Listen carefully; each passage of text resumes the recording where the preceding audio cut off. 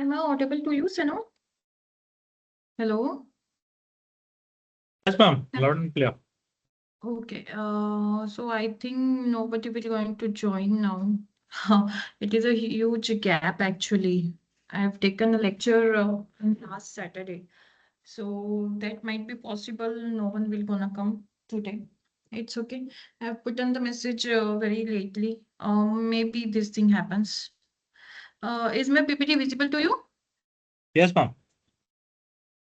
Okay, let me just share the first of all the syllabus to you of unit number 5. Okay, so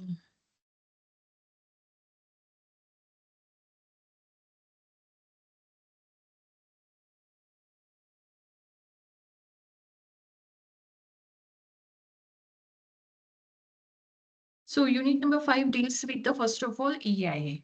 Okay, we'll cover most of the part of EIA today. Then life cycle assessment, EIA long forms, that environmental impact assessment. This one is the part of the EIA. What is EIA? What are the scopes, procedure, and why it is required, benefits and all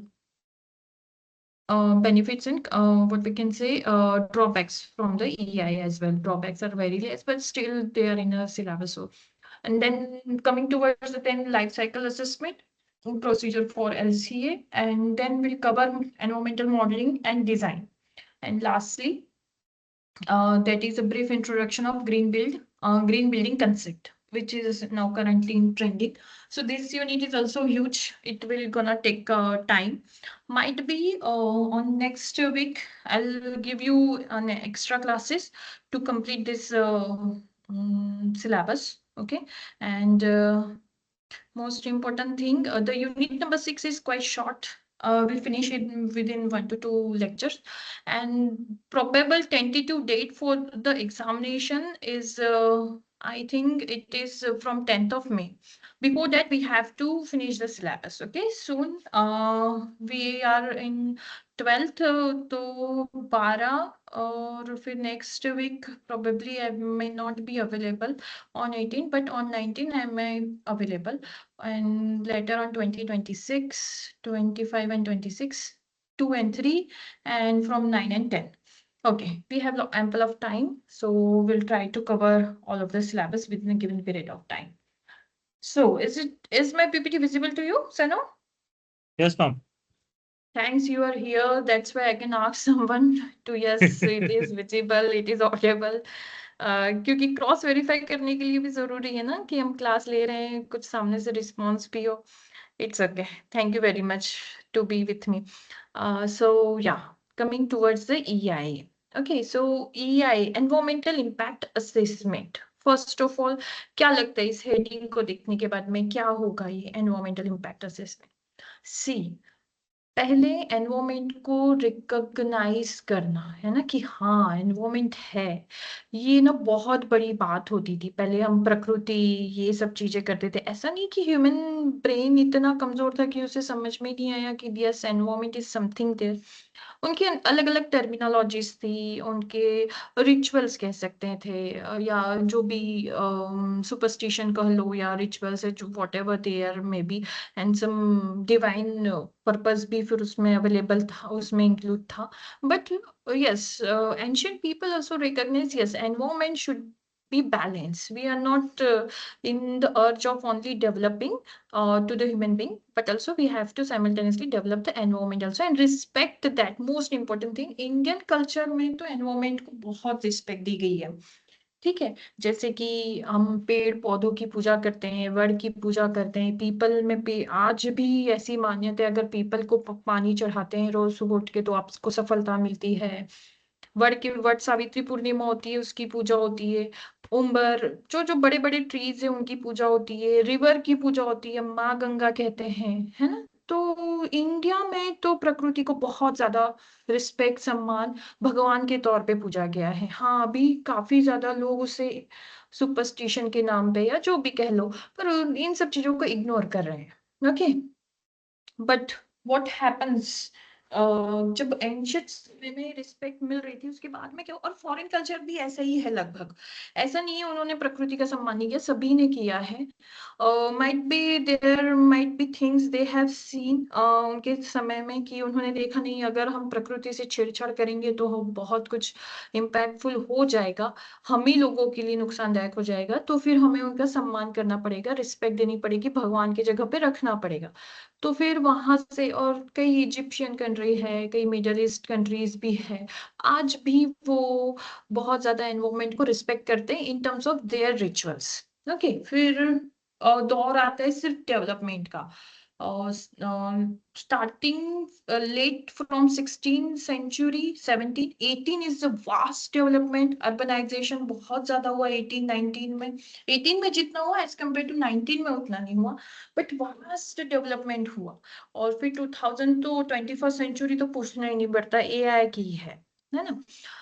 but the fact is that somehow जब development बहुत ज्यादा चल रहा है तो environment ना bear back foot पे चला गया, है ना। मैंने कहा था डेवलपमेंट और environment, it's like two rails of the rail track.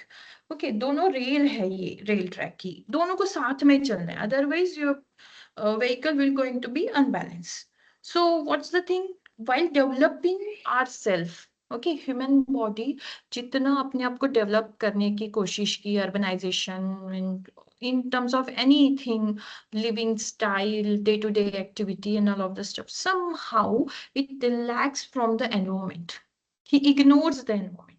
जब 18th सेंचुरी और 19th सेंचुरीज में जब ये सब चीजें आई, डेवलपमेंट शुरू हुआ, तो उन्होंने तब इतना ध्यान नहीं दिया है, what is environment, okay its environment, या जस्ट वर्ड्स में थे वो सब चीजें, टर्मिनोलॉजी नहीं थी, रिकॉग्नाइजेशन नहीं था, और इम्पैक्ट तो दूर की बात थी।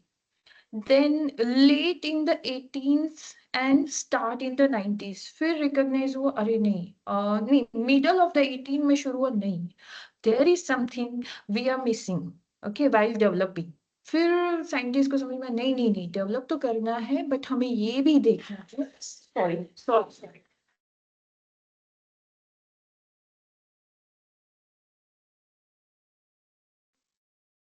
फिर 18, हाँ, यस, तो फिर उनको लगा नहीं नहीं नहीं, हम कुछ तो मिस कर रहे हैं, something is there, something fishy is there, तो we have to do some kind of recognition.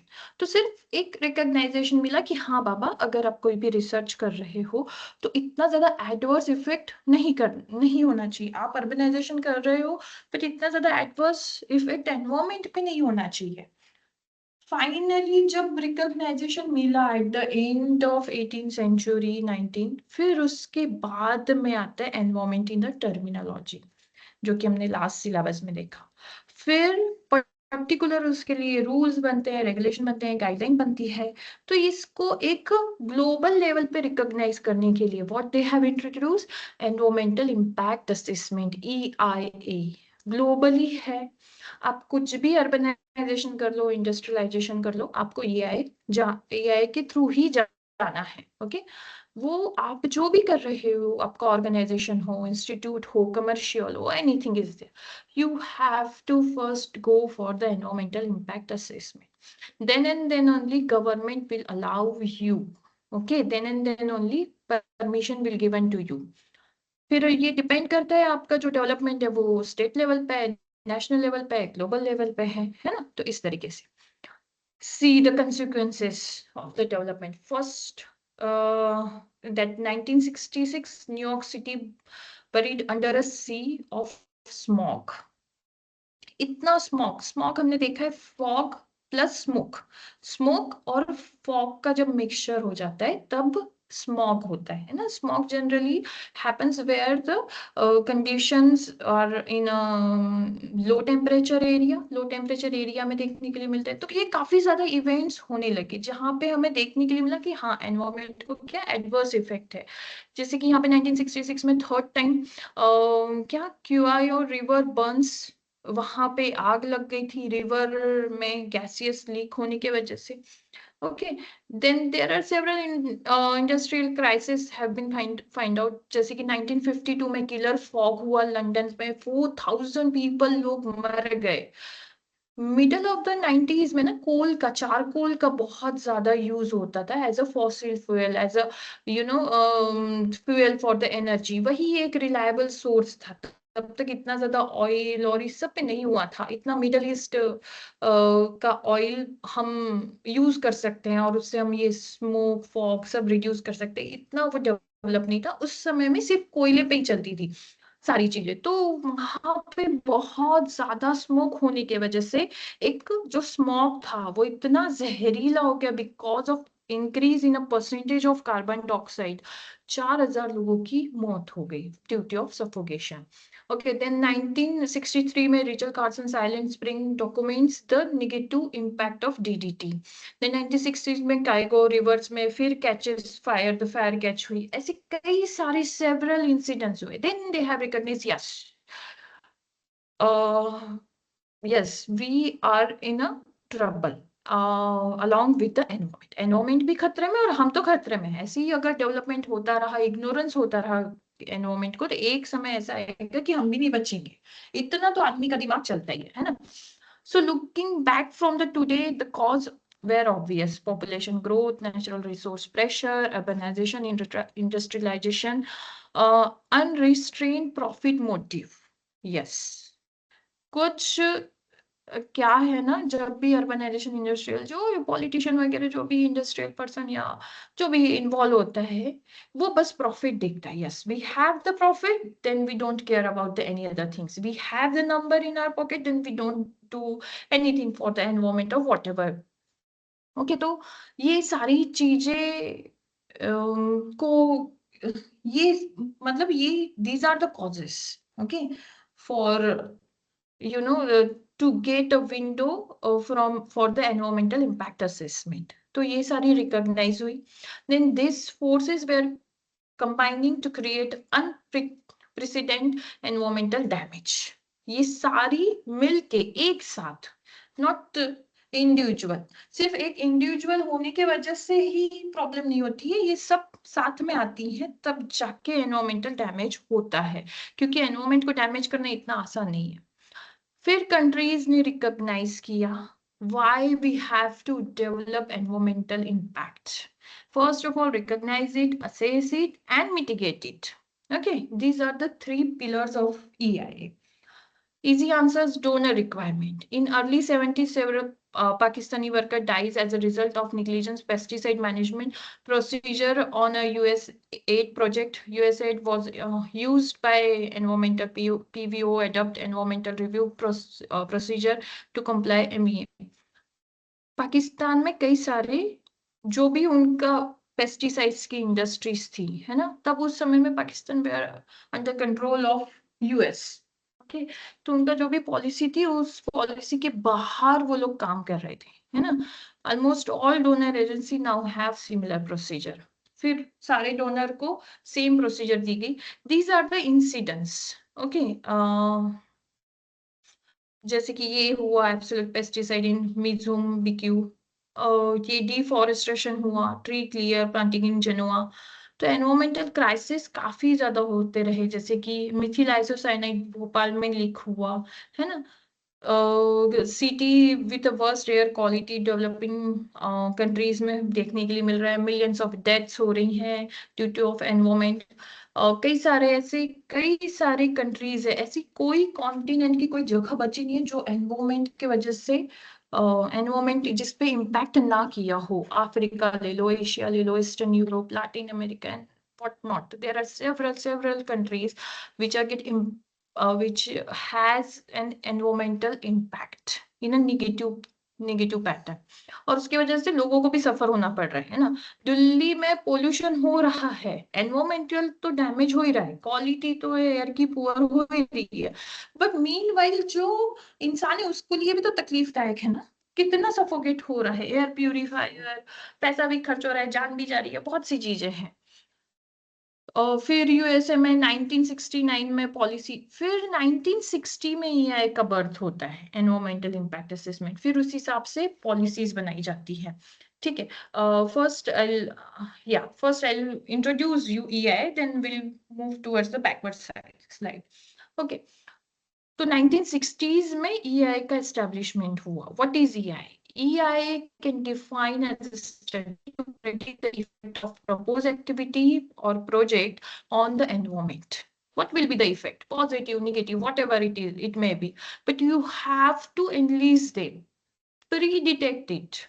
Okay, prediction है, पहली भविष्यवाणी लिखनी है. मैंने पहले लास्ट लेक्चर में भी बताया था, EI क्या है? एक भविष्यवाणी है. आपके प्रोजेक्ट में आप क्या क्या, उससे क्या क्या इम्पैक्ट होंगे, क्या क्या नहीं होंगे, है ना. EI एक तरह से वो चीज होती है. ठीक है. EI compares various alternative for the projects and seeks to identify the one which represent the best combination of economic and environmental cost and benefits. Okay, so this is the thing. वो सिर्फ ये नहीं देखता है कि क्या adverse effect है, कुछ अल्टरनेटिव भी आइडेंटिफाई करता है. Okay, EI it's a combination of economic and environmental cost and benefits. ठीक है. कि जहाँ पे डेवलपमेंट की बात आती है, कोई भी अपना इन्वेस्टमेंट तभी करेगा जब उसे प्रॉफिट मिलेगा. अगर प्रॉफिट ना के बराबर है तो कोई इतना भी इंटरेस्टेड नहीं है ना, डेवलपमेंट के लिए. तो इकोनॉमिक वे से एनवायरमेंटल को भी लॉस ना हो, इस तरीके से EI प्रपोज बनाते हैं, EI का प्रपोजल बनाया जाता है. EI integrate an environmental concern in a development activity right at the time of initiating for preparing the feasibility report. It enables the integration of environmental concern and mitigation measures in a project development. Yes, as I said, there are three pillars of the EI. First, identify, then assess it, and lastly mitigate it. पहले तो identify करना है ये problem है, फिर उसको assess करना है कितना पोटेंशियल इम्पैक्ट कर सकता है. That is nothing but assessment. And lastly mitigation, कि हाँ बाबा इतना तो करता है वो, पोटेंशियली इम्पैक्ट बहुत ज्यादा 100 है तो हम उसको कम से कम 50 कैसे कर सकते हैं, क्योंकि डेवलपमेंट भी तो करना है ना, तो एटलीस्ट उतना सोच सकते हैं, है ना. EI can offer prevent future liability और expensive alternation in a project design. Yes, EI करने से सिर्फ एनवायरमेंट का भला नहीं होता है ना. EI के असेसमेंट से जो डेवलपमेंट हो रहा है उसका भी भला होता है. ये कैसे होता है? एक तो पहली बात तो जब EI लिखते हैं ना, तो अगर कोई EI लिखते हैं ना, तो जो स्टेक होल्डर्स होते हैं या शेयर होल्डर्स होते हैं जो कंपनी में इन्वेस्टमेंट करते हैं, अगर हम बहुत ज्यादा मिटिगेशन प्लान देते हैं ना उनको, तो वो उनके गले ही नहीं पड़ते हैं. वो ये चीज कबूल ही नहीं करना चाहते कि हम तो पैसा लगा रहे हैं इस चीज में, आप ये चीज बता रहे हो कि ये चीज करने से एनवायरमेंट का भला होगा, एनवायरमेंट का भला होगा. इससे तो उनको कोई लेना देना नहीं है, उनको तो बस अपना पैसा मल्टीप्लाई करना है. तो हाउ हाउ तो वो उन्हें ये चीज गले उतारनी पड़ती है कि हाँ, ये फ्यूचर में अगर आपकी इंडस्ट्री इतना वर्सन कर देगी तो आपका लाइसेंस कैंसिल हो सकता है, या समथिंग रॉ मटेरियल है, जो भी कुछ भी कंसिक्वेंसेस हो सकते हैं आज से 10 साल 20 साल 30 साल बाद. तो हमें सस्टेनेबल अगर इंडस्ट्री रहना है, सस्टेनेबल मतलब लॉन्ग टर्म हमें लाइफ देना है किसी भी इंडस्ट्री की, किसी भी प्रोडक्ट की, तो हमें कुछ ना कुछ एनवायरमेंटल लायबिलिटीज लेनी ही पड़ेगी, फ्यूचर प्रेडिक्ट करना ही पड़ेगा, अल्टरेशन लेने ही पड़ेंगे.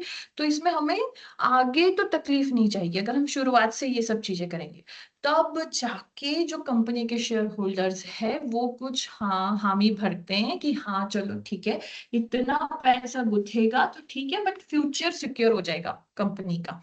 तो ये जो EI वाला पर्सन होता है ना, ये काफी उसका क्या कहते हैं, लीगली भी स्ट्रांग होना चाहिए, एनवायरमेंटली भी, एनवायरमेंटल पैरामीटर्स से भी स्ट्रांग होना चाहिए. देन एंड देन ओनली ही can able to you no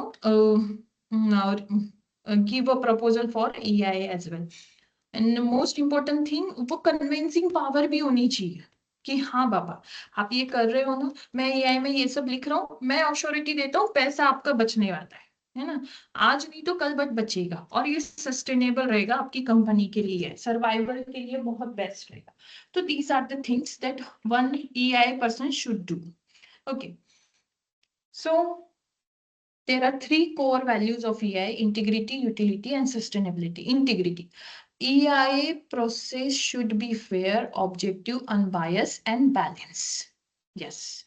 integrity के थ्रू ही जाना चाहिए. EI हमेशा उसका गोल क्लियर रहना चाहिए और फेयर.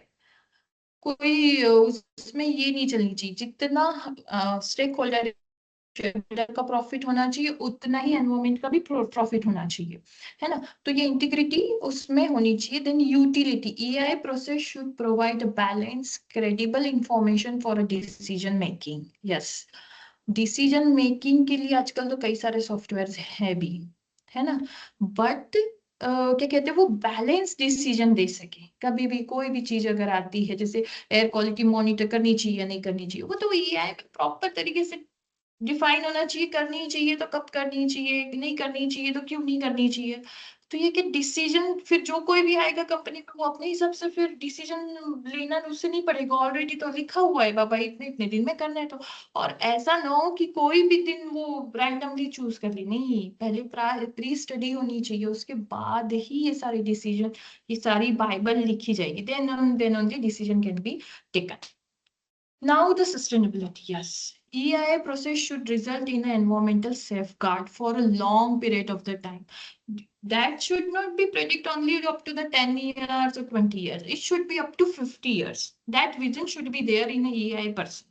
Okay, that sustainability हम उससे ही कहते हैं 10-20 साल के लिए नहीं, कम से कम 50 साल के लिए, है ना, एनवायरमेंट को सेफ रखा जाए। तो वो एक ईआई का अच्छा क्या कहते हैं उसको, एनवायरमेंटल सेफ गार्ड है। सी, मैंने लास्ट टाइम एक एग्जांपल बताया था, प्रियंका चोपड़ा की वो जो इंडस्ट्री है एनामोली करके, जो शैम्पू की बॉटल बनाते हैं।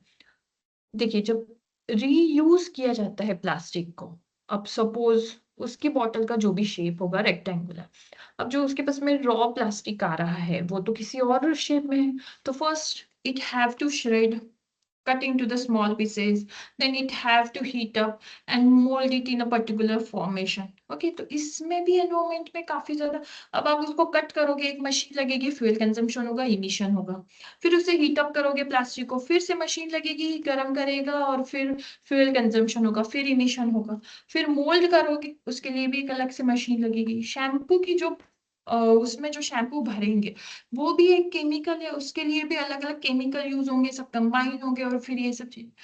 तो सिर्फ एक सॉल्यूशन करके ही नहीं चलेगा, आपको मल्टीपल सॉल्यूशंस करने चाहिए, मल्टीपल एनालिसिस होना चाहिए, each and every steps.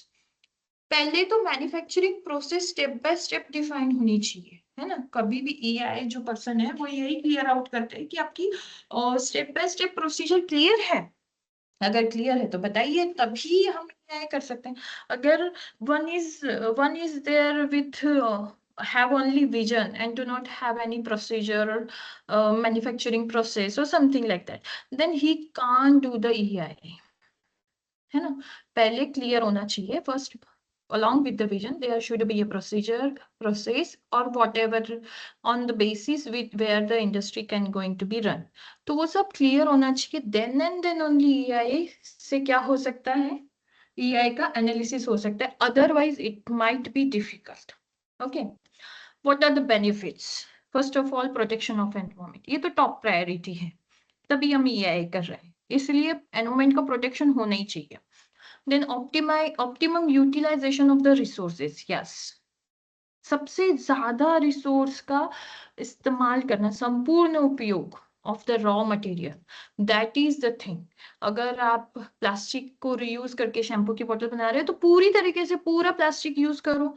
Fuel अगर यूज करें तो पूरी तरीके से last drop of the fuel also, it also be used. जैसे हम गाड़ी चलाते हैं तो गाड़ी में पेट्रोल खत्म हो जाता है, देखते हैं अरे नहीं नहीं टंकी में तो दिख रहा है, तो गाड़ी हिला हिला के थोड़ा सा पेट्रोल इंजन तक पहुंचा के फिर से स्टार्ट करके चलाते हैं। बस वही होता है optimum utilisation of the resources, save overall time and cost of the project, this is the most important thing। आप EIA के अच्छे पर्सन तभी बन सकते हैं जब आप टाइम भी ओवरऑल यूज करें और कॉस्ट भी प्रोजेक्ट की सेव करें, है ना, टाइम भी बचाएं और पैसा भी बचाएं। ऐसा नहीं है कि EIA के चक्कर में एनवायरमेंट को बेनिफिट करते करते टाइम भी लग रहा है प्रोजेक्ट में और कॉस्ट लगी लगी रही है ना। तो ये चीजें, एनवायरमेंटल इम्पैक्ट असेसमेंट को जब लिखते हैं, जब प्रपोज करते हैं, तो ये सारी चीजें ध्यान होनी चाहिए, बेनिफिट्स हमें देने ही चाहिए ये सारे। Then promote community participation, yes, normal people can be participate in EI, inform decision maker, whoever he will be the decision maker in the company. He will get an idea related to the what should have to do at what period of the time and what incidents happen. Okay, जैसे कि Bhopal gas strategy हुई, gas एकदम से leak हो गई, किसी के पास कुछ इंफॉर्मेशन नहीं थी, क्या करें? ऐसा नहीं है कि पता नहीं चला होगा, पता तो चला होगा, पर क्या करें? इग्नोरेंस भी था और इंफॉर्मेशन भी नहीं थी। तो अगर वो प्री डिफाइंड रहता तो इंफॉर्मेशन भी रहती। हाँ, निग्लिजेंस अगर थोड़ा बहुत, चलो 1 2 3 10% 50% निग्लिजेंस होता, तो 50% अवेयरनेस भी तो होती ना कि हाँ नहीं, ये ऐसा है तो ऐसा नहीं, ऐसा करना चाहिए, ऐसा लिखा हुआ है हमारे पास में already. So inform the decision makers. Lay base for the environmentally sound projects. Yes, it can lay the base for the environmental sound project. और आजकल तो मॉडर्नाइज वेल डेवलप कंट्रीज में तो यही हो रहा है, आपका प्रोजेक्ट से एनवायरमेंट को क्या फायदा हो रहा है वो है आपके इसमें, तो चलो परमिशन तुरंत मिल जाती। अगर थोड़ा बहुत भी नुकसान है तो फिर परमिशन के लिए या तो बहुत ज्यादा पैसा चाहिए, या तो बहुत ज्यादा पावर चाहिए, हाई क्या कहेंगे उसको, रिसोर्सेज चाहिए, तभी जाके परमिशन मिलती है। नहीं तो बहुत प्रॉब्लमेटिक जाता है। आजकल तो परमिशन लेना ही किसी भी इंडस्ट्री को शुरू करने के लिए बहुत मुश्किल है ना। So we'll see one by one point for the history of environment. I'll just okay, I'll just take a 1 minute and coming back to you. Okay. Okay, ma'am.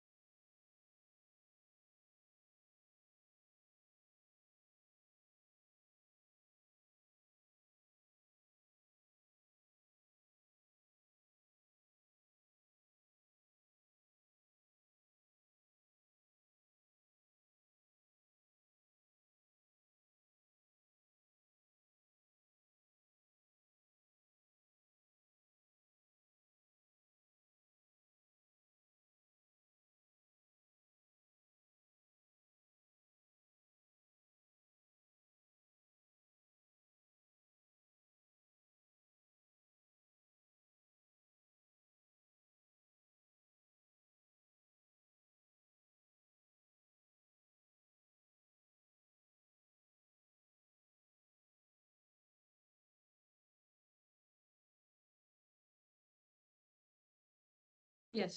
So where we are? Yes. Evaluation and history of EI. First, like I said, in 1960s में actually late in the 1960s में recognition हुआ environmental impact assessment के लिए. Then environmental impact assessment started as a mandatory regulatory procedure originated in the early 70s. Okay, फिर उसे mandatory कर दिया गया, but 1960s में ही ऐसा हो गया था कि नहीं कुछ तो हमें EI के लिए करना चाहिए, क्योंकि बड़े तो नहीं, major not necessary major but minor incidents, minor episodes has been happen towards the environment, negative episodes which will cause a danger, hazardous to the human being as well as. That's why most of the country come together and recognize, yes, we have to do something for the environment. फिर recognise होना शुरू हुआ 1960s में, और फिर 1966 तक आते आते ये तो कंपलसरी हो गया that we have to do the environmental impact assessment as mandatory, originated in early 1970s with the implementation of National Environmental Policy Act NEPA 1969 in US में शुरू हुआ, बिकॉज उस टाइम पे सबसे डेवलप कंट्री वही थी, उसने रिकॉग्नाइजेशन किया और फिर सब फॉलो करते। आज भी मैक्सिमम केसेस में ऐसे ही होता है ना, यूएस को ही फॉलो करते हैं जब भी कोई पॉलिसी ग्लोबल लेवल पे, क्योंकि बिजनेस ट्रेड वहां से है ना, वो जो करेगा वैसी बाकी सारी कंट्रीज। अब काफी सारी कंट्रीज ऐसा हो गया ना, सेल्फ इंडिपेंडेंसी ज्यादा आ रही है कंट्रीज में। पहले ऐसा था डिपेंडेंसी थी only to the US, but अभी काफी ज्यादा इंडिपेंडेंसी है। चाइना में इंडिपेंडेंसी है, उसे जरूरत नहीं है यूएस की। Russia, India is also somehow independent to from the US, not completely but still. पर तब उस वो दौर ही ऐसा था कि जो यूएसए करेगा वही हमको भी करना है, जो यूनाइटेड स्टेट ऑफ अमेरिका करेगा वही वही सारी कंट्रीज को करना है। तो वो दौर ऐसा था, है ना। 1960s में सबसे पहले उसी ने शुरू किया। देन EIA process took off after the mid of 1980s after World Bank adopted EIA for the major development of the project. Yes, World Bank ने भी वर्ल्ड बैंक का बहुत इंपॉर्टेंट रोल है हमारे पूरे पूरे ग्लोबल में, है ना। जो भी बड़े बड़े बिजनेस, अब जैसे छोटा बिजनेस शुरू करने हम किसी बैंक के पास जाते हैं लोन के लिए, है ना, इजी लोन मिल जाता है। जब अगर कोई ग्लोबल लेवल पे प्रोजेक्ट होता है ना, तो वो ग्लोबल लेवल के लोग वर्ल्ड बैंक के पास में जाते हैं कि हमें पैसा दे दो। जैसे किसी कंट्री को भी पैसा चाहिए तो वो भी वर्ल्ड बैंक के पास में जाती है, कंट्रीज जाती है और कुछ ना कुछ गिरवी रखती है। बट जो इंडस्ट्री होती है वो अपना क्या कहती है, अपने अपने शेयर या जो भी वॉट एवर, तो उस हिसाब से वो डील फाइनलाइज करते हैं। बट वर्ल्ड बैंक अगर ईआई को एक्सेप्ट कर लेता है, US only enforce to the World Bank to adopt EI only at that time. ऐसी ही न्यूज में हेडलाइंस थी, ठीक है, आप देख सकते हो उस समय का अखबार, न्यूज़पेपर, कि यूएस ने बहुत ज्यादा जोर दिया वर्ल्ड बैंक को कि आपको ईआई को रिकॉग्नाइज करना ही पड़ेगा, और जो भी डेवलप प्रोजेक्ट्स हो रहे हैं उसे ईआई मैंडेट करना ही पड़ेगा। Otherwise what will gonna happen, one day will gonna come and there will the most adverse condition will going to be happen in environment, which is happening in right now also. So फिर वहां पे world bank ने recognise किया। अब world bank ने recognise किया तो obviously जितने भी मेजर बिजनेसेस हैं, है ना, ग्लोबल लेवल के जितने भी मेजर बिजनेसेस है, वो सारे की सारे क्या करेंगे, उसी को फॉलो करेंगे, ईआई को, जिन्होंने भी पैसा लिया है ना। In which borrower country had to undertake the EI under bank supervision, और उस पे सिर्फ सुपरवाइजर बैंक को ही रखा गया। Now EI is a formal process in more than 100 countries including India as well.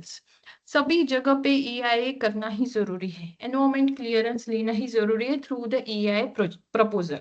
Okay, environmental clearance from the central government is required for 32 categories of development project under industrial sector like mining, thermal power plants, river valley, infrastructure, road, highway, ports, harbor, airports, and industry include very small electroplating in foundry units. ठीक है, और भी ज्यादा sectors है, सिर्फ इतने से नहीं है। जहां पर भी एनवायरमेंट को थोड़ा सा भी इम्पैक्ट होता है, तो वो सारे की सारे किसमें आते हैं आपके, इस सारे सेक्टर में। ये तो काफी पुरानी लिस्ट है, 32 आई गेस, अभी लेटेस्ट 25 में आई थी, 38 की लिस्ट है ना। आप डालेंगे गूगल पे जस्ट कि एनवायरमेंटल क्लियरेंस किसे किसे चाहिए फ्रॉम सेंट्रल गवर्नमेंट, तो वो पूरी की पूरी लिस्ट आ जाएगी कौन कौन सी इंडस्ट्री को चाहिए। स्टेट में डिपेंड करता है, कई सारे स्टेट ऐसे जाने दो, इसको भी छोड़ दो, उसको भी छोड़ दो। पर कई सारे सेंसिटिव स्टेट्स हैं हमारे इंडिया में, जैसे उत्तराखंड हो गया, आसाम, मेघालय, अरुणाचल प्रदेश, कश्मीर, इन सब में छोटी सी इंडस्ट्री के लिए भी बहुत सारा एनवायरमेंटल क्लियरेंस लगता है, क्योंकि वो काफी ज्यादा एनवायरमेंटल सेंसिटिव स्टेट्स है ना। वहां की थोड़ी सी भी अगर आप इधर उधर भी 19-20 भी चीज करेंगे तो काफी ज्यादा निगेटिव इम्पैक्ट पड़ेगा। तो स्टेट वाइज अलग लिस्ट आती है, पर्टिकुलर सिमिलर रहती है, almost similar as to the central government lead, बस थोड़ा बहुत मेजर इंक्लूड्स रहते हैं उसमें, ठीक है, माइनर भी। Now, what is the procedure of the environmental impact assessment? See, there are some phases of the environmental impact assessment. First is the screening, next is the scoping and consideration of the alternative, baseline data collection, impact analysis, mitigation and environmental impact statement, public hearing, environmental management plan, decision making, monitor and clearance condition. We'll see one by one. First, we'll see the screening. सबसे पहले क्या होना चाहिए, देखो एक short में समझा देती हूँ, स्क्रीनिंग होना चाहिए। हर चीज प्रॉब्लमेटिक है ऐसा नहीं है, आपको आइडेंटिफाई करना चाहिए कौन सी प्रॉब्लमेटिक है कौन सी नहीं। चाय की छलनी में हम लोग सिर्फ चाय पत्ती छानते हैं ना, चाय तो नीचे गिर जाती है, तो बस वैसे ही हमें देखना है कि कौन कौन सी चीजें एनवायरमेंट को डैमेज कर सकती है ना, और कौन कौन की काम की है, वो सब चीजें सेपरेट करनी है। जैसे कोई इंडस्ट्री है, let's take an example, textile industry को लेते हैं, है ना। टेक्सटाइल इंडस्ट्री में सारी मशीनरीज आपकी फ्यूल पे नहीं चलती है, कुछ कुछ फ्यूल पे चलती है, कुछ मैकेनिकल है, कुछ मैनुअल है। अब मैनुअल इंडस्ट्री, मैनुअल जो मशीनरीज है वो तो इम्पैक्ट नहीं करेगी एनवायरमेंट को, क्योंकि वो तो खुद ही सिलाई बुनाई कढ़ाई कर रहे हैं ना टेक्सटाइल इंडस्ट्री में, है ना। पर जो कोई फ्यूल यूज वाली मशीनरीज है ना, मशीनरीज है जो मैकेनिकली इक्विप, जो कढ़ाई बुनाई हो रही है, उसके वो तो कुछ ना कुछ इम्पैक्ट करेगी, तो वो ऐसा सेग्रीगेशन, ऐसा स्क्रीनिंग बहुत जरूरी है। देन स्कोप, उसका कितना बड़ा स्कोप है, कंसीडरिंग अल्टरनेटिव्स, कि वो जो मैकेनिकल सीविंग है क्या हम उसे हैंडमेड कर सकते हैं। बेसलाइन डेटा कलेक्शन, कि हाँ कितना उससे पोल्यूशन हो रहा है, उसका एयर मॉनिटर करें। कि अगर बेसलाइन डेटा कलेक्शन कैसे होता है आपका, जब इंडस्ट्री ना रहे, कुछ भी ना हो, जीरो डेवलपमेंट हो, उस टाइम में हवा की क्वालिटी कितनी है, नॉइस की क्वालिटी कितनी है, वाटर की क्वालिटी कैसी है, अंडरग्राउंड वाटर की क्वालिटी कैसी है, तो वो एक क्या, एक आपका डेटा बन जाता है, प्रिंसिपल डेटा। आइडियल सिचुएशन थी नहीं तब तो कितना अच्छा हवा साफ थी, कितना पानी साफ था, ये एक क्या बेसलाइन डेटा एनालिसिस हो जाता है, डेटा कलेक्शन हो जाता है। देन इम्पैक्ट एनालिसिस, अब आपके पास में बेसलाइन है जब कुछ नहीं था, फिर इम्पैक्ट कितना हो सकता है, कितना इमिशन होगा, तो क्या वो परमिसिबल लिमिट में होगा या परमिसिबल लिमिट के बाहर होगा। अगर वो परमिसिबल लिमिट के बाहर है तो उसके लिए क्या क्या मिटिगेशन है, वो मिटिगेशन में आएंगे। फिर ये सब प्रपोजल बनने के बाद में पब्लिक को सुनाया जाएगा, है ना। फिर उसके हिसाब से एनवायरमेंटल प्लान बनाए जाएंगे जो डिसीजन मेकिंग कर सकेंगे, और फिर उसका मॉनिटर और क्लियरेंस कंडीशन देंगे। ठीक है, तो इस तरीके से will see one by one in detail. First will see the screening. सेनो, और कोई है क्या हमारी क्लास में अभी फिलहाल? किसी ने ईआई बनाया हो? अरे यार इट्स ओके।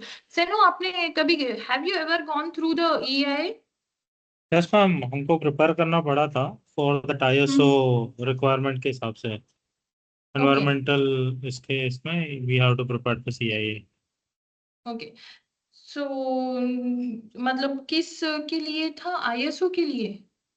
हाँ, रेसिडेंशियल प्रोजेक्ट है हमारे, तो इट्स नॉट अच्छा, that detailed one, it's short short हाँ ईआईए शॉर्ट, था। Yes yes. तो 2 पेज का भी ईआई बनता है और 100 पेज का भी ईआई बनता है। It depends on to the what we can say capacity और पोटेंशियल ऑफ द इंडस्ट्री। बहुत बड़ी अगर इंडस्ट्री है तो उसके लिए बहुत बड़ा ईआई बनेगा, जैसे टेक्सटाइल इंडस्ट्री बहुत बड़ी है, 200 acres of lands are involve in textile industry. जैसे सूरत में है कई सारी इंडस्ट्री है textile, Laxmipati, Bahubali and what not, और वो क्या क्या है, फैक्ट्रीज है कितनी सारी टेक्सटाइल की, तो उन सबको बहुत बड़ा ईआई लेना पड़ता है, हर एक फैक्टर इंक्लूड करना पड़ता है। वही अगर कोई छोटा सा मैन्युफैक्चरर हो जिसका सिर्फ वीविंग और सीविंग का काम है, तो उसके लिए ईआई 1 पेज का भी हो जाएगा तो बहुत है ना, तब भी क्लियरेंस मिल जाता है। पर अभी तो मैंडेट है, हर किसी को करना है। तो very first stage of the EI which determines whether the proposed project require an EI, and if it fit, if it require if it requires EI, then level of assessment required. Yes, सबसे पहले तो देखो आपका project के लिए EI जरूरी है या नहीं है, फर्स्ट स्टेज तो वही हुई। जैसे कि मैंने बताया 100 पेज का भी होता है, 2 पेज का भी होता है, 1 पेज का भी होता है ना। तो depends on to the capacity of the industry, okay, for which you have to do the EI।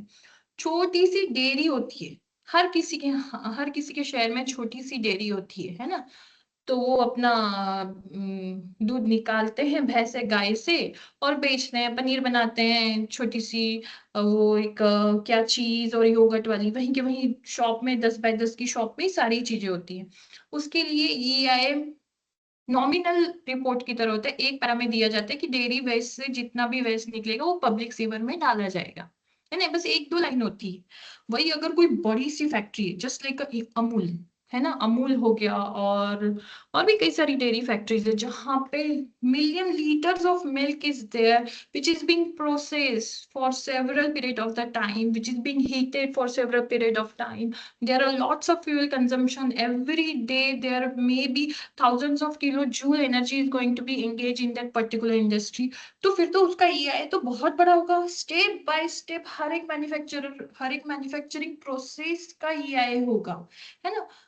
तो पहले तो आइडेंटिफाई करो EIA जरूरी है या नहीं है. आजकल जब हम गवर्नमेंट से परमिशन लेते हैं ना, तो कई सारे स्टेट्स ऐसे हैं उनके इसमें लिखा होता है EIA मैंडेट और नॉट.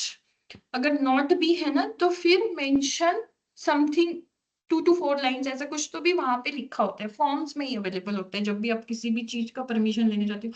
अगर कोई दुकान भी लेनी है आपको तो, है ना, वो तो जनरली लॉयर ही हैंडल करते हैं, बट ये पता होना चाहिए, है ना.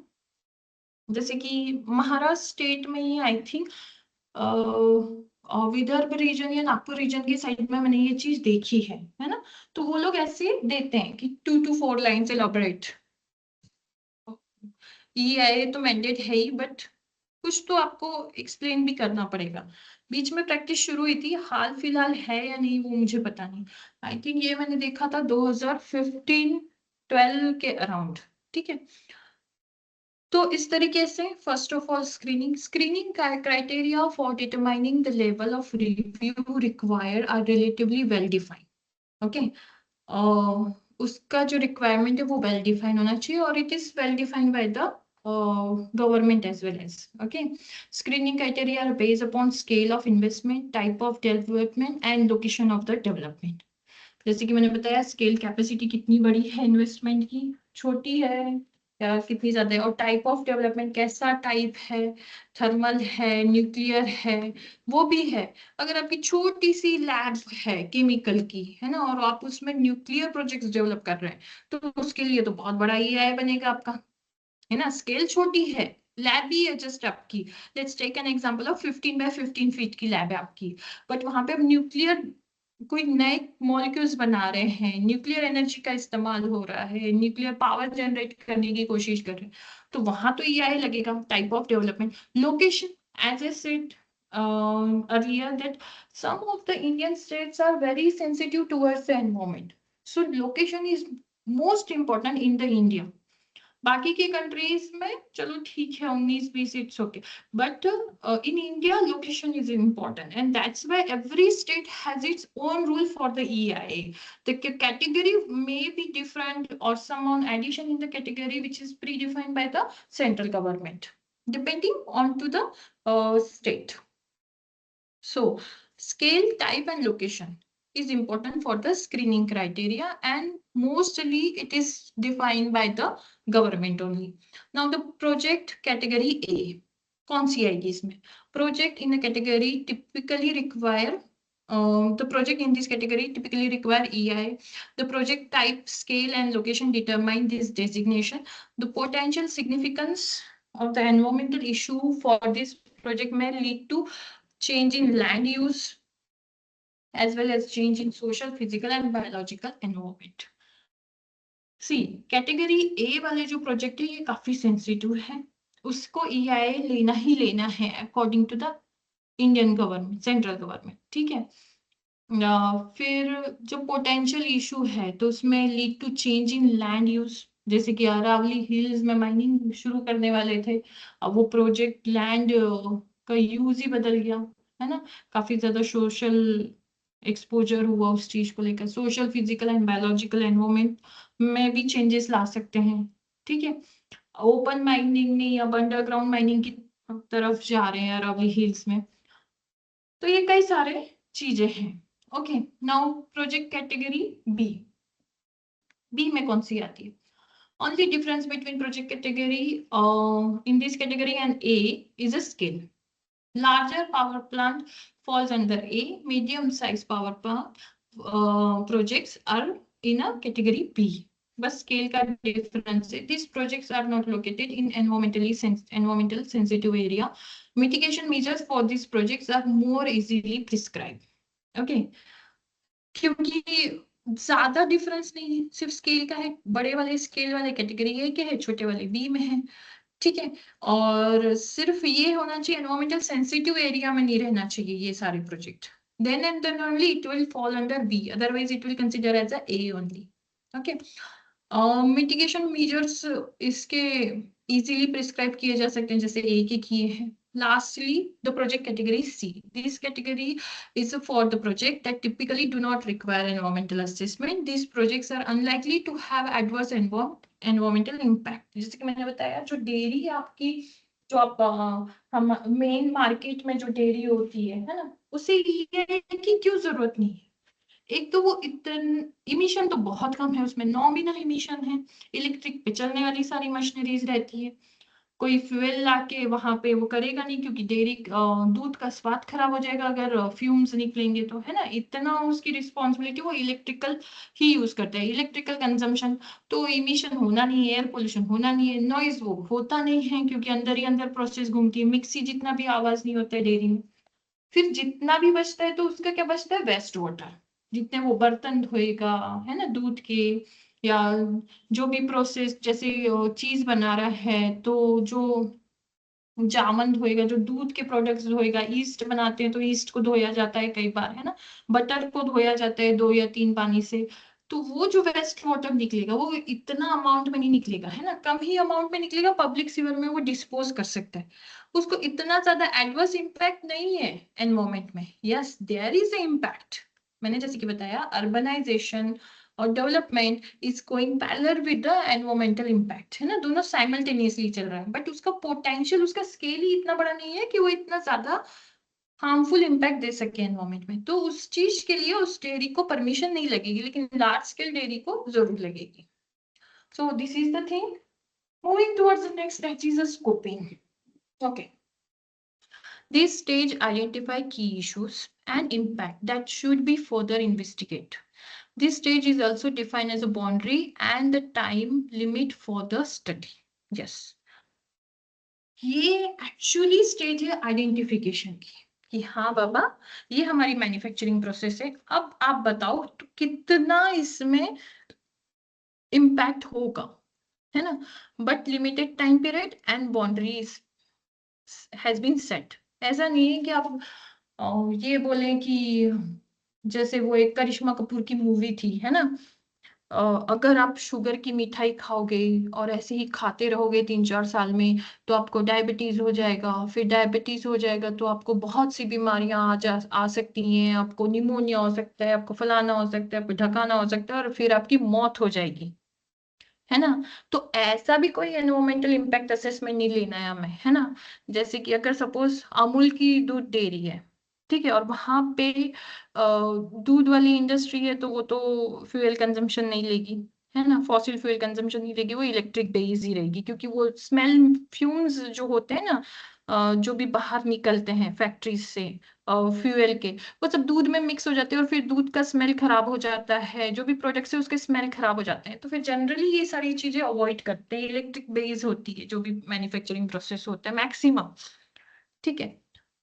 तब तो अब वहां पे क्या होगा, अब ये तो नहीं कह सकते ना वहां पे आप ऐसा ही, फिर उनका वेस्ट वाटर सबसे ज्यादा जनरेट होता है, तो वेस्ट वाटर बहुत ज्यादा, आप ऐसे ही अगर दूध, ऐसा भी उसका बाउंड्री लेवल नहीं सेट है और टाइम भी सेट नहीं है, तो फिर वो क्या सोचेंगे कि ऐसे ही अगर आप वेस्ट वाटर जनरेट करते रहेंगे और ऐसे ही डिस्पोज करेंगे untreated waste water and dispose in the river, then once time will going to become, every river get polluted due to of your industry, and climate will going to be changed, and entire earth will be down, entire earth will get down because of snow melting. तो ये जो चीज है, इतना भी boundary के बाहर नहीं जाना चाहिए, है ना। इन शॉर्ट, इतना भी भविष्य प्रेडिक्ट नहीं करना चाहिए कि आपकी मौत ही लिख दे वो, ऐसे से तो ये है होने, ऐसे से तो क्लियरेंस ही मिलने से रहा, है ना। तो वेल डिफाइंड बाउंड्री होना चाहिए, well defined time of study भी होना चाहिए। Then it is done by the consultant in a consultation with project proponent and guidance by the agency. सी, जैसे कि मैंने एआई के लिए बताया, वो पर्टिकुलर एजेंसी रहती है कि बंदे रहते हैं, है ना, वो सब लोग करते हैं। Then quantifiable impact are to be assessed on the basis of magnitude, prevalence, frequency, and duration, and non-quantifiable impact like aesthetic or recreation value. Significant is usually determined through the social economic criteria. ठीक है, कितना ज्यादा quantity में impact होगा, है ना, magnitude, उसकी frequency कितनी होगी, ड्यूरेशन कितना होगा, और जो क्वांटिटेबल नहीं है, जो क्वांटिटी में नहीं भी आते हैं, जैसे एस्थेटिक हो गया, रिक्रिएशन हो गया, तो ये सारी चीजें उसमें आनी चाहिए स्कोप के अंडर में, ठीक है। सोशल इकोनॉमिक क्राइटेरिया भी उसमें प्री डिफाइन होना चाहिए स्कोप में। तो ये सारी चीजें, क्वांटिटी, स्कोप इन शॉर्ट आपका क्वांटिटी बताता है एनवायरमेंट के इम्पैक्ट को कितना वो निगेटिवली इम्पैक्ट करेगा। How much is the quantity potential you can say in every terms, magnitude, frequency, duration, and whatever.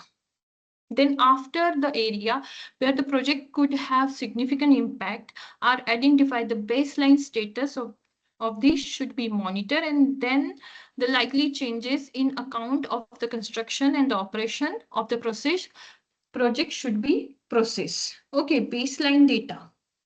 जैसे कि मैंने बताया, कोई भी प्रोजेक्ट शुरू होने से पहले उसका बेसलाइन डेटा आना ही चाहिए in every parameters of the environment like air, noise, water, land, biological, social, economical, ये सारे बेसलाइन डेटा होने ही चाहिए। बेसलाइन डेटा मैंने जैसे कि बताया, कोई भी प्रोजेक्ट शुरू होने से पहले जब जीरो डेवलपमेंट था तब कैसी एनवायरमेंट की हालत थी वो देखो, और हमारे मैन्युफैक्चरर से कितना इफेक्ट पड़ेगा वो हो गया baseline data. Baseline data just zero time period पे, जीरो लेवल पे कितना कितना क्या क्या आपके कितने कितने पैरामीटर्स थे, तो वो आपको फिर उसी हिसाब से आप कंपेयर कर सकते हैं ना। जैसे कि क्या कहते हैं, एक बेंचमार्क अगर सेट कर दिया जाए तो ही तो हम उसके आगे कुछ सोच सकते हैं, है ना। अगर पता ही नहीं है बेंचमार्क कहाँ है तो ऐसे ही कहीं पर भी रैंडम जगह पे जाएंगे। अगर पता ही नहीं है किसी को कि टारगेट क्या है, एम कहाँ करना है, तो वो तो कहीं पर भी एम कर देगा तो क्या ही फर्क पड़ेगा, है ना। तो इसलिए बेसलाइन डेटा आपका एक क्या हो गया, टारगेट हो गया कि हाँ बाबा इससे ज्यादा तो नहीं जाना चाहिए ideal condition. The impact prediction is a way of mapping environmental consequences of the significant aspect of the project and its alternative. Alternative is the most important. Environmental impact can never be predicted with absolute certainty, and this is all the more reason to consider all possible factors and take all possible precautions for reducing degree of uncertainty. क्योंकि ये young concept पे काम करता है, हर एक चीज environment के consequences क्या कहेंगे, दोनों तरफ से विन विन एंड दोनों तरफ से लॉस लॉस सिचुएशन है, फजी है काफी ये सारी चीजें। तो what should be assessed, air, changes in the ambient level and the ground level concentration due to the emission from the point, line, and the area of the source. Effect on soil, material, vegetation, and human health. Predetermine करना है. Noise, changes in the ambient level due to noise generation from the equipment, movement of the vehicle, effect of fauna and human health. Then for the water as well as the availability of the competing user, changes in the quality, sediment transport, and increase the salinity of water, saline water. And then coming towards the land, that is changes in a land use and drainage pattern, changes in a land quality, including effect of the waste disposal, changes in a shoreline, river bank, and their stability. Biological deforestation and shrinkage of the animal habitat, impact of flora and fauna due to contaminants, pollutant, impact on rare and endangered species, endemic species, and migratory path of the animals, including birds, impact on breeding and nesting grounds. Like social economical impact on local community, including demographic changes, impact on economic status, impact on human health, and impact on increasing traffic. So this is the point related to the baseline. Next Saturday will coming towards the next, it is assessment of the alternative. ठीक है, तो बाकी के points हम next week complete करेंगे. Is there any question up till now? Ma'am ये जो EIA बनाता है, इज देयर जी like is it mandatory to have a consultant for this, और the person from the industry can make it? Yes, person from the industry can make it. But क्या होता है, जब कोई इंडस्ट्री वेल डेवलप होती है ना, तो वो एक्सपीरियंस मांगती है। जब आप जॉब वैकेंसी देखते हैं तो उसमें कंपलसरी होता है ISO 1400 का आपका सर्टिफिकेट हो, पर्टिकुलर इतना टाइम पीरियड का आपको एक्सपीरियंस हो EI का। आजकल ऐसा हो गया है ना, और ये सारी क्या गवर्नमेंटल एक्टिविटीज होती है, EI को फॉर्म करना, फिर उसका report banana in terms of the legal. तो आजकल ना लॉयर ज्यादा इन्वॉल्व हो रहा है। एक तो वैसे भी लॉयरों के पास बहुत कम काम रहता है, तो एक लूप होल कहो या कुछ भी कह लो, कुछ तो गलती हुई है तो एनवायरमेंट के बंदे से कंपनीज, जो वेल डेवलप कंपनीज है, वो ज्यादा लीगल लीगल मतलब पर्सन के पास में जाती हैं या प्रिपेयर करने के लिए, और वो काफी अच्छे से करते भी हैं। ऐसा नहीं है कि नहीं करते। हाँ, एनवायरमेंट के भी बंदे करते हैं, ऐसा नहीं है। बट अगर कोई अच्छी इंडस्ट्री है, तो फिर वो तो मतलब कोई अगर रेप्यूटेड इंडस्ट्री है तो वो they will going to hire a third party consultant, क्योंकि बाद में उनके ऊपर भी कोई नहीं रहता है। लोग क्या कहते हैं, अगर third party environmental impact assessment करवाते हैं तो उनके ऊपर कुछ ज्यादा, इतना ज्यादा अगर कुछ भी होता है तो जो मेन मेजर प्रिंसिपल कंपनी है उसके ऊपर इतना नहीं आता है, क्योंकि EI वाले की गलती होती है। कंपनी से तभी EI होता है, एक तो प्री एम्प्लॉय है, उसका फाउंडर ही है ना। जैसे कोई एनवायरमेंट की कंसल्टेंसी अभी ओपन होने वाली है किसी भी शहर में, तो वो एनवायरमेंट का बंदा सोचेगा ना कि मेरा पैसा बचे, मैं क्यों थर्ड पार्टी को दूं, अभी मैं शुरू कर रहा हूँ, छोटी सी कंसल्टेंसी है।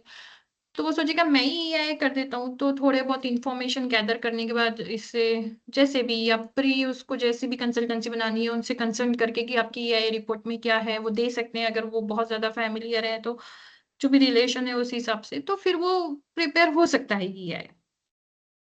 बट EI प्रिपेयर करने के लिए ना बहुत सारे एस्पेक्ट्स होते हैं, बहुत ज्यादा, और वो काफी ज्यादा डिफिकल्ट होते हैं, and depending on to the scale also.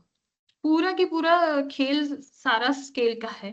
अगर स्केल कम है तो इतना ज्यादा कुछ मेजर नहीं होता है। कैटेगरी बी में अगर फॉल डाउन होते हो तो EI की इतनी ज्यादा नेसेसिटी नहीं है, बट कैटेगरी ए में है तो करना ही है। और जनरली क्या अभी इंडस्ट्री क्या कहती है, वो लैंड की भली परमिशन ले लेती कि हमको बहुत फ्यूचर डेवलपमेंट में लैंड चाहिए, बट इनिशियली डेवलपमेंट दिखाती है सिर्फ 10% 20% लैंड में। तो वो जो स्केल है उस समय में EI बहुत कम मांगते हैं। फिर वो जैसे जैसे ये डेवलप होते जाती है तो एनवायरमेंट का बंदा ही हायर कर लेती है, फिर उसी को बोलती है कि हाँ चलो अब आप EI को और मॉडिफाई करो, क्योंकि हम और लैंड डेवलप कर रहे हैं हमारी इंडस्ट्री का। तो इस तरीके से भी चलता है। कुछ कुछ को इनिशियली कॉस्ट, अगर कोई प्रोजेक्ट है, कोई 1200 करोड़ का प्रोजेक्ट है, तो उसको इनिशियली EI हैंडल करना ही है, तो वो थर्ड पार्टी और लीगल एस्पेक्ट्स को भी ध्यान में रख के फिर बाद में करती है ये सब चीजें। और डिपेंड्स, इट डिपेंड्स कि कौन कर रहा है, किस लेवल की कैटेगरी है and all of the stuff. ऐसा नहीं है कि हम लोग कर नहीं सकते, हम लोग कर सकते हैं, but we don't have to underestimate our potential as well. But कुछ तो बेस लाइन होना चाहिए ना कि हाँ EI में यहाँ ये पर्टिकुलर, अब जैसे मेरे स्कोप में जो जो इंडस्ट्रीज आती है ना, अगर मेरे आउट ऑफ द स्कोप की इंडस्ट्री है, जैसे कि मैंने कभी थर्मल प्लांट और न्यूक्लियर पावर प्लांट के एनवायरमेंट में इतना पढ़ी नहीं हूँ, इतना मतलब कभी वर्क एक्सपीरियंस है ही नहीं, और वो इंडस्ट्री मुझे अप्रोच करे नहीं हमारे थर्मल पावर प्लांट का आप EI करो, तो मुझे मुझे तो सबसे पहले जीरो से शुरू करना पड़ेगा ना, है ना। फिर उतनी नॉलेज लेनी पड़ेगी, फिर तो और ऐसा कंपनी रिस्क तो लेगी नहीं, वो इतनी पागल तो नहीं है, जब थर्मल पावर प्लांट बनाना है तो कितने हजार करोड़ का इन्वेस्टमेंट होगा उसके पास में। तो वो ऐसी किसी स्पेशलाइज बंदे को हायर करेगी कि जो ऑलरेडी इस चीज का EI कर चुका हो। और आजकल क्या कर रहे हैं, लीगल डिपार्टमेंट जहाँ बड़े बड़े सिटीज है, सुप्रीम कोर्ट का इन्वॉल्वमेंट है, जो लीगल जो बड़े बड़े चेम्बर्स हैं लीगल डिपार्टमेंट के, वहां पे एक EI का बंदा होता ही है। मतलब वहां पे दो तीन चेम्बर मिलके एक EI का बंदा होता है कि उस लीगल के उस चेम्बर में अगर कोई भी केस आता है उस 4-5 चेंबर में कोई भी एक केस आता है तो वही बंदा देखता है। तो इस तरीके से भी चीजें चलती हैं। ठीक है, हाँ, any other question? No, ma'am. Okay, and don't underestimate, अगर आपको EI करना, अगर आप इंटरेस्टेड हैं तो I should prefer you that you should get a certificate. There are several means several क्या कहेंगे उसको, प्लेटफॉर्म्स है जहाँ पे EI के आपको सर्टिफिकेट्स मिलेंगे, जैसे ये एनवायरमेंट का मिल रहा है आपको, है ना। और अगर सर्टिफिकेट है तो छोटी बड़ी इंडस्ट्री से अगर एक्सपीरियंस आ जाता है तो फिर आप और भी अच्छा मतलब EI की तरफ जा सकते हैं, है ना। यस, मनीष जी आपका कोई सवाल था? मैडम ये सर्टिफाइड लीड ऑडिटर का कोर्स करने के लिए मतलब what is the road map? What is a I road तो मैप? हाँ 14,001 एनवायरमेंट के लिए। देखिए, मेरा एक सजेशन है, मैं पर्सनल एक्सपीरियंस, ओके, किसी लोकल बॉडी से सर्टिफाइड लो मत, किसी अच्छे बड़े प्लेटफॉर्म से सर्टिफाइड लीजिए आप, जिससे ग्लोबल लेवल का रिकग्नाइजेशन है। थोड़ी फीस उसकी ज्यादा है, बट अगर किसी, हाँ, क्योंकि आजकल क्या MNC बहुत ज्यादा है ना। मतलब अगर फ्यूचर के लिए प्लान कर रहे हैं, जस्ट अगर इंडिया में ही करना है तो फिर तो आप कहीं से भी ले सकते हैं, नॉट नेसेसरी। बट अगर आपको ग्लोबल लेवल तक किसी MNC में जाना है, बहुत अच्छी और अच्छा पोस्ट लेना है, तो मैं तो सजेस्ट करूंगी, काफी ज्यादा गूगल पे जस्ट टाइप कीजिए, क्या मैं अभी कुछ बोलूंगी तो वो ब्रांडिंग हो जाएगी। You can text me personally, I can give suggest you list as well as, ठीक है। तो वहां से लीजिए, मेरा तो सजेशन यही रहेगा। थोड़ा पैसा लगता है, थोड़ी फीस ज्यादा रहती है, but it's worth it. Yes, any मैंने अदर? भी सर्च किया थोड़ा, इरका अप्रूव्ड का कोई कोर्स रहता है तो सब सजेस्ट वही कर रहे हैं, इरका अप्रूव्ड का, it is the global recognition. हाँ हाँ, वही ग्लोबल वाला ही लीजिए, जो भी आपको मतलब अच्छा लग रहा है वो ग्लोबल। मतलब मेरा तो सजेशन यही है। तो क्या MNC में क्या अच्छी एक होल्ड हो जाती है कि हाँ, और जितने जल्दी लोगे उतना ज्यादा आप एक्सपीरियंस दिखा सकते हैं। जिस दिन आपको सर्टिफिकेट मिला दूसरे दिन से ही एक्सपीरियंस शुरू हो जाता है ना। तो ये एक चीज यस, है। या एनीथिंग एल्स? Thank you. या यू वेलकम। तो ठीक है, आज की क्लास को विराम देते हैं and will meet in next week. Till then see you. या bye. Bye, ma'am. Thank you.